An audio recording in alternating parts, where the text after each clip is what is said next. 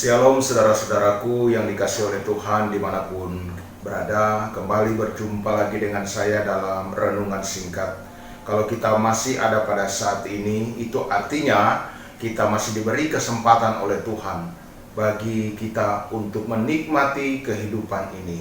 Tuhan itu begitu baik, Dia masih memberikan kebutuhan-kebutuhan di dalam kehidupan kita, sehingga hari ini kita masih ada seperti biasa.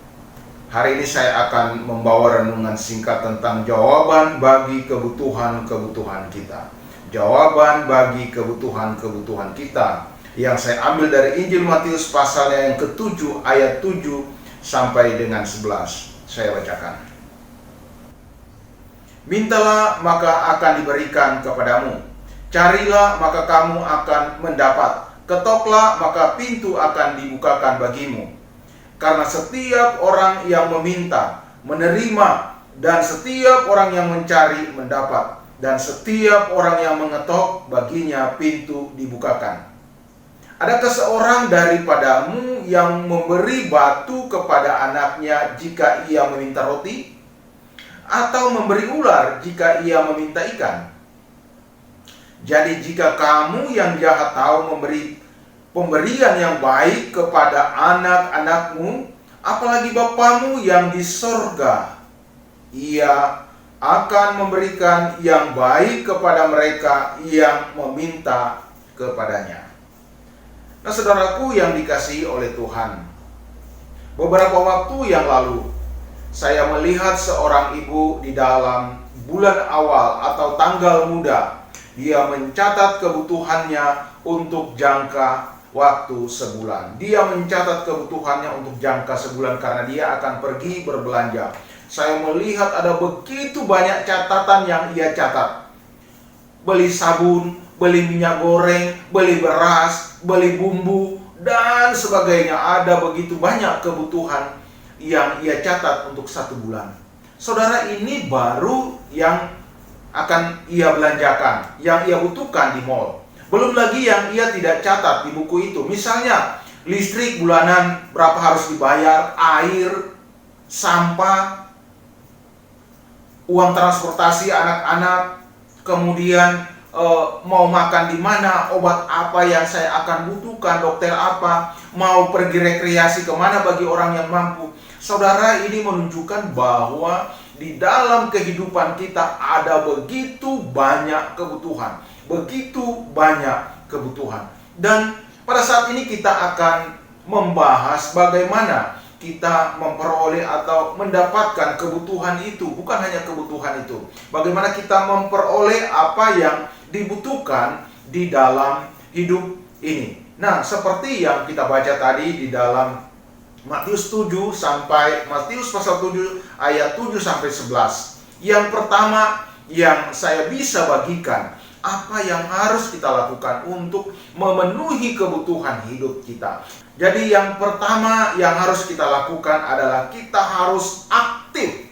Kita diperintahkan untuk aktif, bukan pasif di dalam memenuhi kebutuhan kita. Jadi kita harus aktif secara terus-menerus. Tidak hanya aktif sesaat saja, tapi secara terus-menerus. Apa yang harus kita lakukan secara aktif dan terus-menerus? Yang pertama yang dikatakan di situ adalah bagaimana kita harus aktif dalam meminta. Karena setiap orang yang meminta akan diberikan. Kemudian kita juga harus aktif mencari. Karena setiap orang yang mencari, dia yang akan mendapatkan. Kemudian kita harus aktif secara menerus, harus mengetok itu karena mereka yang akan dibukakan. Saudara, ini yang harus kita lakukan di dalam hidup kita. Kita harus aktif mencari. Kita harus aktif meminta. Dalam artian di sini, kita tidak bersifat pasif. Artinya kita hanya meminta saja. Meminta, hanya menunggu pasrah apa yang akan diberikan oleh Tuhan. Tapi kita harus aktif dalam meminta. Kemudian kita harus aktif di dalam mencari apa yang kita butuhkan. Kita bukan hanya mencari, tetapi kita harus mencari, kita harus melapor apa yang kita cari. Bukan hanya mencari. Ada begitu banyak orang yang hanya mencari, tetapi dia tidak meminta kepada Allah apa yang ia cari. Kemudian harus mengetok, saudara.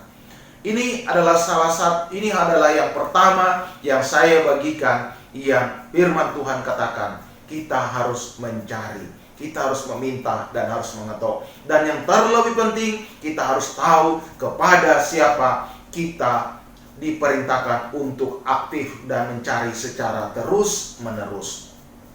Mengapa saudara kita harus aktif dan secara terus-menerus?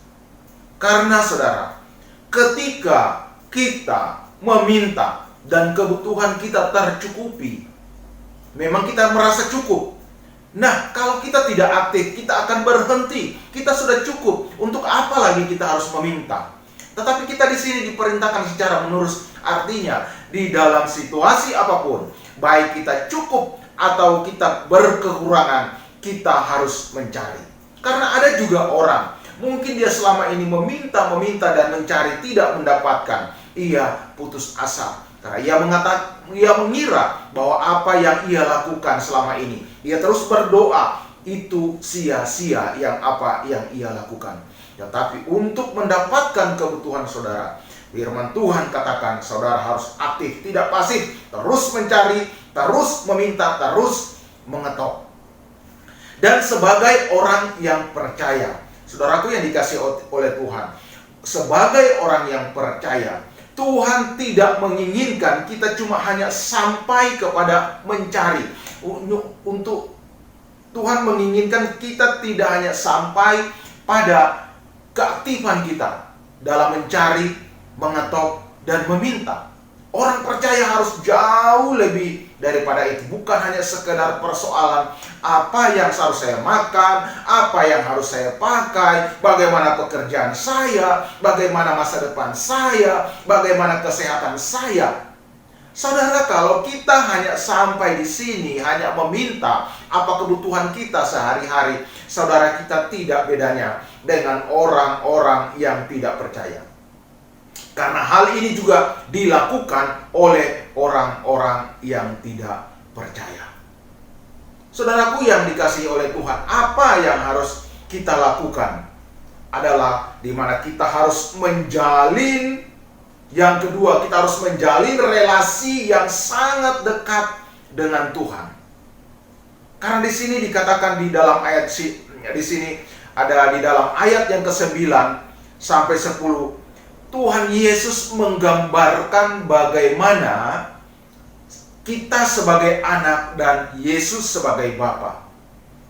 Ini menunjukkan bahwa anak dan Bapa adalah keluarga yang terdekat, yang paling dekat. Tidak ada relasi yang paling dekat antara orang tua dan anak. Artinya, untuk meminta kebutuhan kita, ada relasi yang dekat dengan Bapa kita, relasi yang sangat dekat. Jadi sekali lagi, bukan hanya mencari, bukan hanya aktif kita, tetapi kita harus menjaga relasi kita, kita harus menjaga kedekatan kita dengan Allah.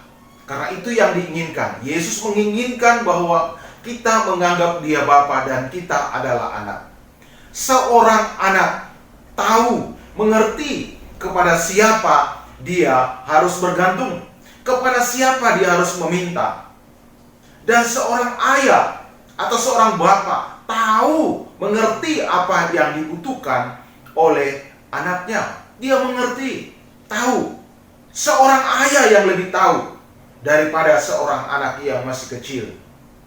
Seorang ayah yang baik tidak mungkin akan memberikan batu kepada anaknya yang minta roti. Tidak mungkin akan memberikan ular kepada anaknya yang meminta ikan.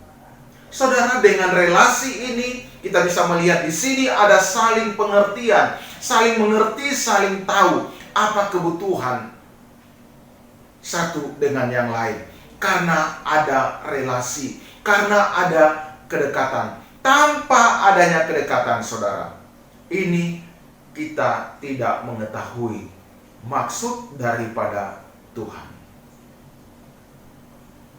Nah, saudaraku yang dikasihi oleh Tuhan, relasi yang baik dengan Tuhan, relasi yang intim dengan Tuhan, Tuhan akan mengetahui kebutuhan kita. Dan kita juga mengetahui apa yang Tuhan inginkan kita perbuat bagi Dia.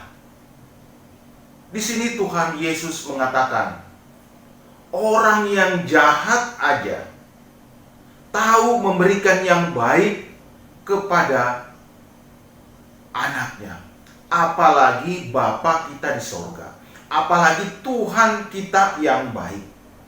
Saudara, Tuhan menginginkan kita memanggil Dia sebagai Bapa. Ini menunjukkan kedekatan kita dengan Yesus. Inilah yang diinginkan oleh Bapa. Oleh karena itu, saudaraku yang dikasihi oleh Tuhan, bagaimana untuk memenuhi kebutuhan kita? Jadi yang pertama, saudara, adalah saudara harus aktif secara terus-menerus meminta, kemudian mencari dan mengetok. Jika saudara meminta, maka saudara akan menerima. Saudara mencari, maka saudara mendapat. Jika saudara mengetok, maka saudaralah yang akan dibukakan oleh Tuhan. Tanpa itu, saudara tidak akan mendapatkan.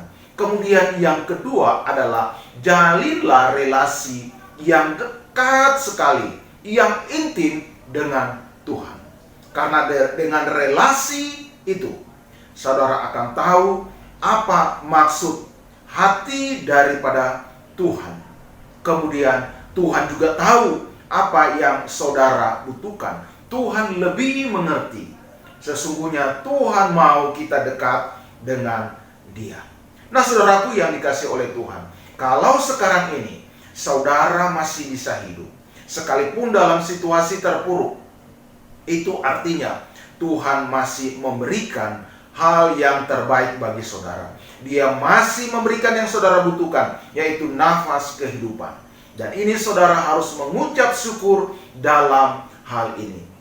Apalagi ketika saudara mengerti akan pemberian Allah bagi saudara, yaitu Yesus Kristus yang mati di kayu salib. Saudara harus mengerti bahwa ini adalah kebutuhan terbesar manusia. Itu adalah pemberian Allah yang terbaik. Ini bisa kita katakan bahwa Yesus Kristus atau Allah itu mengasihi saudara dan saya. Saudara, mari kita menjalani kehidupan kita ke depan ini dengan terus mencari secara aktif kepada Tuhan. Kita meminta kepada Dia, jalin relasi dengan Dia. Karena tanpa relasi berarti saudara bukan siapa-siapa. Saudara adalah orang lain. Shalom.